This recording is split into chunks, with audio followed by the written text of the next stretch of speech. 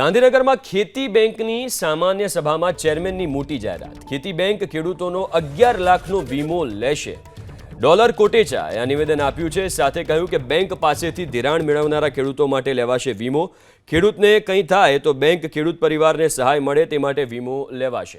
ખેડૂતોનો 11 લાખનો વીમો લેનારી ખેતી બેંક દેશની પ્રથમ સહકારી સંસ્થા છે।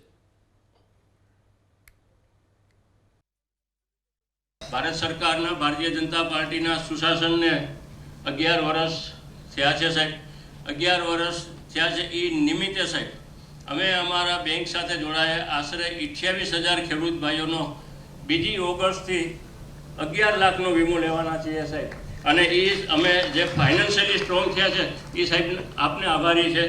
एटले अमे 2 ऑगस्ट थी अमारा खेडूत भाईओनो 11 लाखनो वीमो हशे। एमां साहेब આપણે એવું ઈચ્છીએ કે કોઈનું અકાળે અવસાન ના થાય સાહેબ, પણ અમારી બેંકની અંદર નાના ધિરાણ લેનારા માણસો ખૂબ મોટી સંખ્યામાં છે। જ્યારે 2 લાખનું ધિરાણ લીધું હોય, 4 લાખનું ધિરાણ લીધું હોય, 5 લાખનું ધિરાણ હોય, જ્યારે એને ત્યાં અઘટિત કંઈ પણ બનશે ત્યારે એને અમુકના ડબલ કે ડબલ પૈસા એના હાથમાં આવશે। કારણ કે 11 લાખનો અમે વીમો બીજી તારીખથી લેવાના છીએ। એ પણ સાહેબ આપની જાણ અર્થે મૂકું છું।